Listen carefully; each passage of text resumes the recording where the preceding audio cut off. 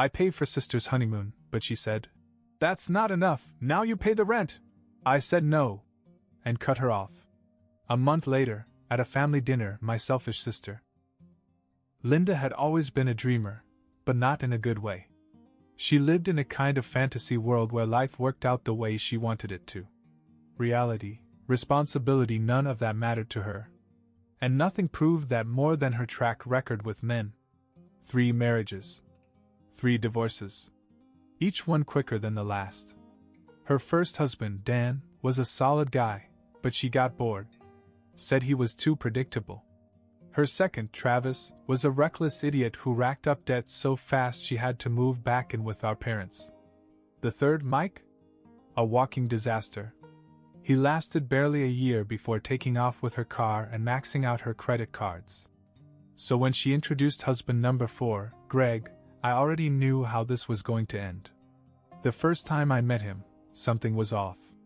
He was too smooth, too rehearsed. Everything about him screamed phony, his exaggerated stories about big business plans, his constant name-dropping of people he claimed to know, his way of dodging specific questions about what he actually did for a living. I knew his type, all talk, no substance. Our parents didn't even pretend to care at that point. They didn't go to the wedding, didn't send a gift, didn't even bring it up in conversation. I figured they were exhausted from the cycle. Linda would swear up and down that this was the one, pour everything into the relationship, then watch it crash and burn, only to do it all over again with someone else. So when she called me out of the blue, way too excited for it to be good news, I knew she was about to ask for something. "Jacob! Hey. Are you busy? What do you need, Linda?" She let out this exaggerated sigh, as if offended that I assumed she was asking for a favor. "Wow. Can't I just call to say hi?" "No." She laughed. "Okay, fine, you got me. But it's nothing crazy. Just, I really need your help with something." I already knew I was going to regret this. She launched into her latest fantasy. She and Greg were planning their dream honeymoon in Thailand. 2 weeks, beach resorts, once in a lifetime, kind of stuff. "And listen," she continued, "we almost have enough, but we're just a little short. So I was thinking, here it comes. Maybe you could help us out?" I sighed. "Linda, just $6,000. And it's not like it's a gift. I promise we'll pay it back next month. You know I always do." This was a lie, and we both knew it. "You don't have $6,000, but you're going on a honeymoon?" She huffed, as if I was being unreasonable. "We got a great deal. And Greg and I both have plans to start making real money when we get back. We just don't want to miss this, you know?" I wasn't convinced. Our parents had long since stopped entertaining her financial disasters, and I was this close to doing the same. But she kept talking, laying it on thick. "Jacob, you're the only one I can count on. Mom and Dad don't take me seriously, but you do. You know that Greg is the best man I've ever had. This is forever. I swear to you. Forever. Sure. Just like the last 3. But against my better judgment, I said yes. I had a steady job, $6,000 wasn't going to ruin me, and honestly, I just wanted her to stop talking. I wired the money. She squealed like a kid on Christmas morning, going on about how I was the best brother ever, and how she would definitely pay me back in a month. I told her to enjoy the trip, but something in my gut told me I had just made a mistake. I had no idea how big of a mistake it was. A few weeks later, Linda and Greg came back from Thailand, all smiles and sunburns. I thought I'd stop by and see how their trip was going, mostly to remind her that the clock was ticking on the $6,000 she owed me. When I got there, Linda was sprawled out on the couch in sweatpants, scrolling through her phone like she had no worries. Greg was in the kitchen eating a bowl of cereal like it was the only food in the house. The whole place looked off. A mess. Not like 2 people who just got back from a luxury vacation. "Hey," I said, stepping inside. "So how was it?" Linda barely looked up. "Oh, it was good. Not crazy expensive, but good. I frowned. Not crazy expensive? She shrugged. Yeah, we didn't go crazy or anything. I don't know why, but that bothered me. Not because I wanted her to suffer, but because it was too casual. As if the money I gave her meant nothing. Well, I'm glad you had fun. So, about the money. And then it happened. Linda sat up, stretched, and said with a straight face, Oh, yeah? About that, we need more. I actually laughed. I thought she was joking. Good one. But she wasn't laughing.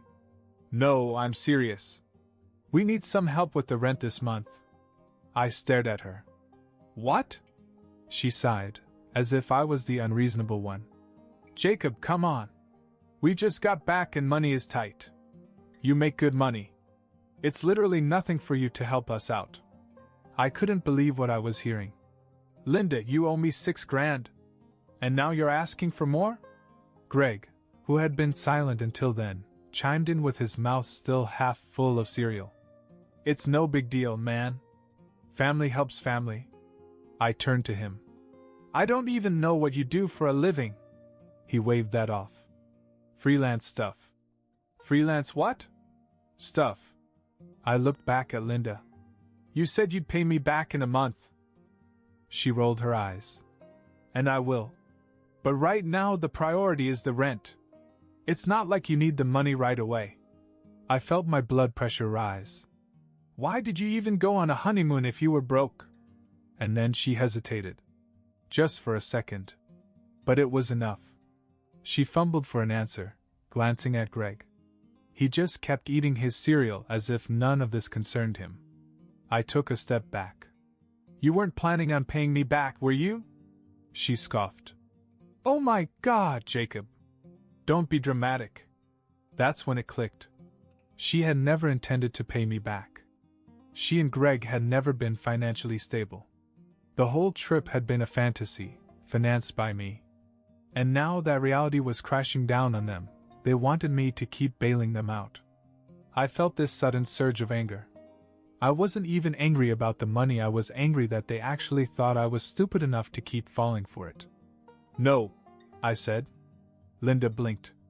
What? I'm done. I'm not giving you another dime. And you better figure out a way to pay me back, because I'm not letting this go. She stared at me as if I had just slapped her. Then, just like that, the sweetness in her voice disappeared. Oh, so this is who you are, she snapped. You think you're better than me just because you've been lucky in life? Lucky? I repeated. I worked my ass off, Dash. No, you just got everything handed to you. You don't know how hard it is for people like me and Greg, Dash. I let out a sharp laugh. People like you and Greg? You mean people who refuse to get jobs? She shot up from the couch. You know what? Fine. Forget about it. But don't expect us to be nice to you when you come crawling back to us one day. This was actually hilarious. For what? Advice on how to cheat my family? She grabbed a pillow and threw it at me. Get out. I didn't need to be told twice. As I walked to my car, my phone started buzzing. Linda. I ignored it. Then Greg's number popped up. Ignored. Over the next few days, the messages kept coming. Guilt trips, insults, even veiled threats. I didn't respond. Then, 2 weeks later, our parents invited us all over for dinner. They said they had news. I almost said no, but curiosity got the better of me. Besides, I wanted to see if Linda would actually show up after our falling out. Little did I know that I was walking into a disaster. I hadn't spoken to Linda since our fight. I ignored every call, every text, and honestly, it felt good. For once, I wasn't letting her guilt me into cleaning up her mess. So when our parents invited us all over for dinner, I hesitated. But then I thought, maybe they really do have important news. Maybe someone was sick, or maybe they were finally retiring and selling the house. Whatever it was, I thought I should be there. I arrived a little early, hoping to get a chance to talk to Mom and Dad before Linda arrived. I wanted to know if they'd heard anything from her, if she'd even acknowledged that she owed me $6,000. But as soon as I walked in, I knew something was wrong. Mom was in the kitchen setting the table, and Dad was sitting at the dining room table rubbing his temples like he already had a headache. Before I could ask what was wrong, the front door swung open. Linda walked in like she owned the place, Greg huddled behind her. And then, before anyone could even say hello, she was gone. "You know what?" she snapped, throwing her purse on the table. "I'm sick of this family treating us like garbage." I barely had time to process what was happening before she turned directly to me. "And you're the worst of all. You're selfish. You let your own sister struggle, while you sit on your stupid pile of money. You act like you're better than us, but you know what? You're not. You're just a greedy little dash." I held up a hand. "Whoa. What is this?" Mom looked completely stunned. "Linda, what's going on?" Greg finally spoke up, his voice far too casual for what was happening. "It's pretty simple. Jacob owes us money." I almost choked. "I owe you?" Linda crossed her arms. "You refused to help us with the rent, so guess what? We got evicted." I blinked. "How is that my fault?" Greg leaned against the wall and grinned. "You're the one who got us into this mess. If you just helped us, we wouldn't be in this situation." I was too stunned to even answer. Mom and Dad didn't say a word. They just watched, completely shocked. Linda must have taken their silence as approval because she continued. "You think you're a hero for cutting me off?" she snapped. "You're not. You're cruel. And you know what? We're done pretending to pay you back. We're not giving you the $6,000. And there's nothing you can do about it." Dad finally stood up. "Linda, sit down." She ignored him. "You think I care? You think I'm scared? You think you're going to take us to court over this? We don't have money. We don't have jobs. What are you going to do, huh?" Then she turned to our parents. "And you're no better. You've never supported me, and now when I really need help, you just sit there and do nothing." Mom spoke carefully. "Linda, you are not a victim here." Linda scoffed. "Of course you would say that." Dad had had enough. "You know what? Get out." Linda's face fell. "What?" Greg straightened. "Excuse me?" "You heard me," Dad said. "Both of you. Get out of my house." Linda's eyes shot around as if she couldn't believe what was happening. "You're kicking me out? Me? Your own daughter?" Dad didn't even hesitate. "You just admitted to stealing from your own brother. You come into our house and yell at us like we owe you. On top of that, you married a man who refuses to work and thinks it's your family's job to support you. I'm done. We're done." Greg scoffed. "You can't just dash." Dad took a step forward. "Try me." For a second, I actually thought Greg was going to fight him. He puffed out his chest, squared his shoulders. But then, just as quickly, he deflated. Linda, realizing she had just burned her last bridge, did what she always did. She went for the drama. She gasped, covering her mouth as if she were going to cry. "Oh my God! I see what's happening. You never loved me. You never cared. You throw me out like I'm nothing." Dad didn't say a word. He just pointed to the door. And then Linda did something completely out of character. She picked up a wine glass from the table and threw it at the wall. It shattered into 100 little pieces. Mom actually jumped. That was it. That was the last straw. Dad didn't yell. He didn't lose his temper. He just turned to me and said, "Call the police." Linda froze. Greg's whole tough guy act was gone. "Wait. Hold on." Dad crossed his arms. "You want to act like lunatics? You want to destroy my home? Fine. But I won't stand for it." Linda held up her hands. Okay. We'll leave. No need for cops." Greg grabbed her arm and began to pull her toward the door. And just like that, they were gone. For a long time, neither of us said anything. We just stood there, staring at the broken glass on the floor. Finally, Mom sighed. "Well, I guess that's it." Dad nodded. I'm done trying to fix it. I exhaled and ran a hand through my hair. Me too. But deep down I knew this wasn't the end. Linda wasn't the type to let things go. And I was right. Because 2 weeks later, she was back in my life begging me for help. 2 weeks went by and I didn't hear a word from Linda. Not that I was complaining. After the dinner disaster, I figured she and Greg had either found another sucker to suck off or were couch surfing their way through life. Either way, I was done. Then, out of nowhere, she called. I stared down at my phone. I hadn't blocked her mostly because I wanted to see how long it would take her to come crawling back. Curiosity got the better of me. I answered. The first thing I heard was sobs. Not the dramatic, fake tears she used when she wanted something. This was different. Jacob, she gasped. Please. I need you. I almost hung up right then and there. But something about the way she said it raw, desperate made me pause. I sighed. What now? She took a shaky breath. Greg's gone. I sat up. What do you mean, gone? He left me. She let out a choked sob. As soon as he found out I actually had to pay you back, he ran. Took what little money we had left and cut me off from everything. I wasn't shocked. I had seen this coming. But still, to hear it out loud, damn. Linda had officially hit rock bottom. She sniffled. I have nothing, Jacob. No apartment. No money. No one. I remained silent. Then she dropped the real bombshell. I'm pregnant. My stomach churned. What? I just found out. I'm pregnant, and Greg knows, and he left me anyway. I was speechless. Linda? A mother? I didn't even know how to process this. She broke down again. I swear I've changed. I know I messed up.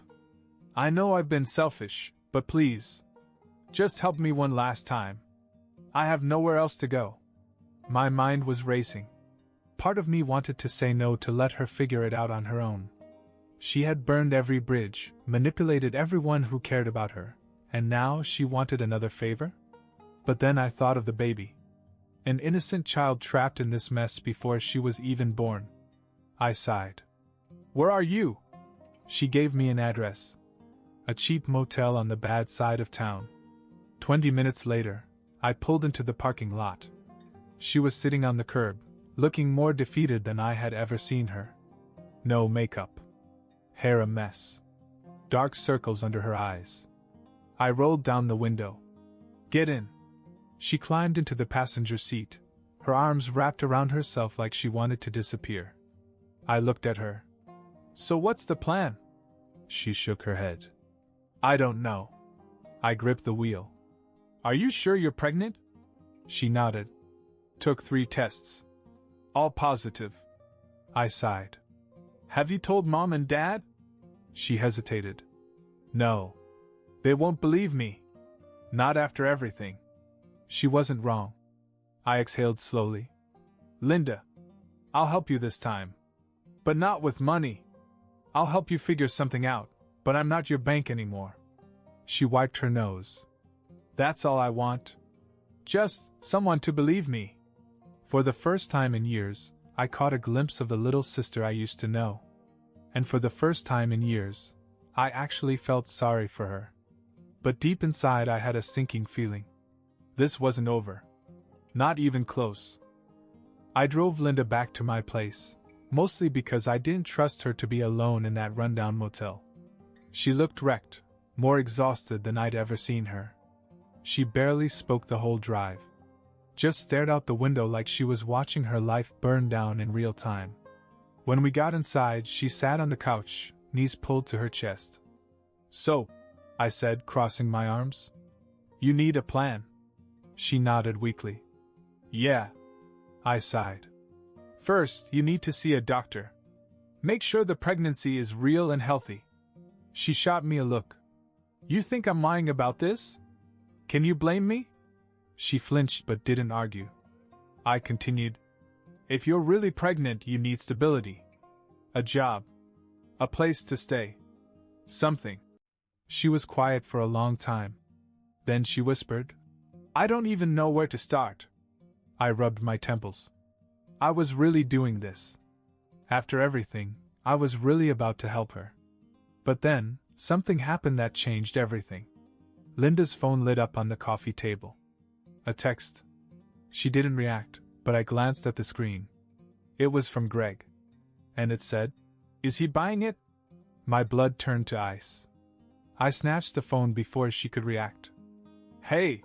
she shrieked, lunging for it. I held it out of reach, scrolling through the messages. And my stomach dropped. The whole thing was a setup. Greg never actually left.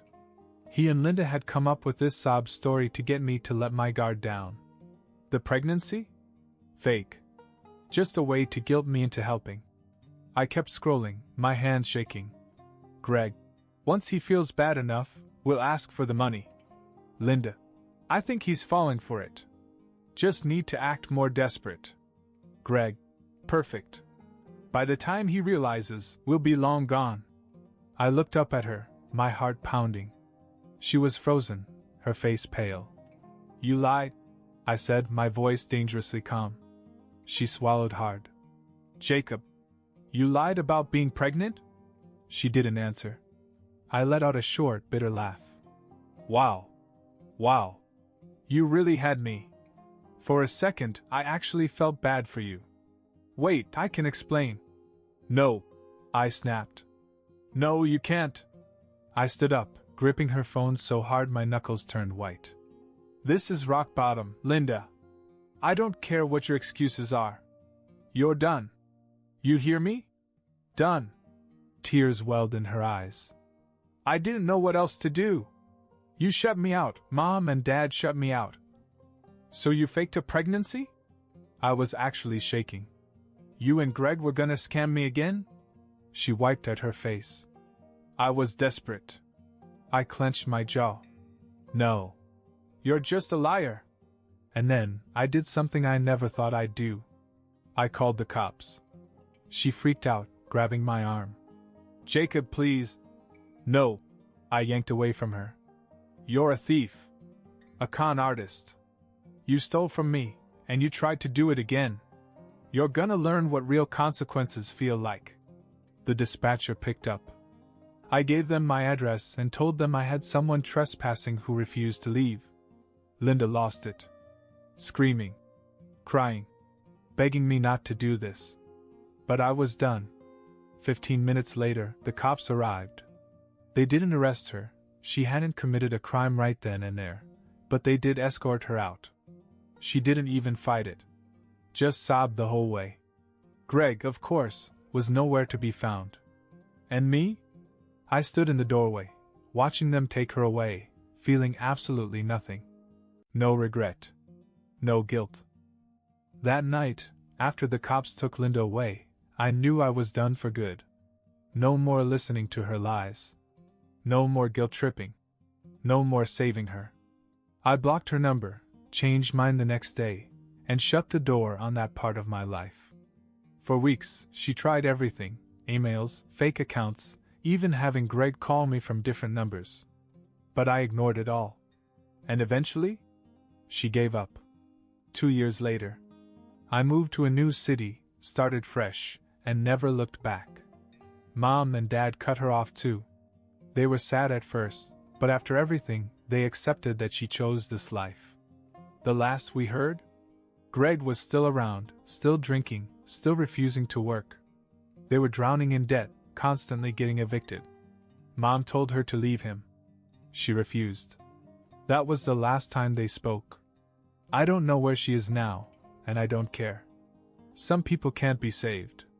And for the first time in my life, I don't feel guilty about it.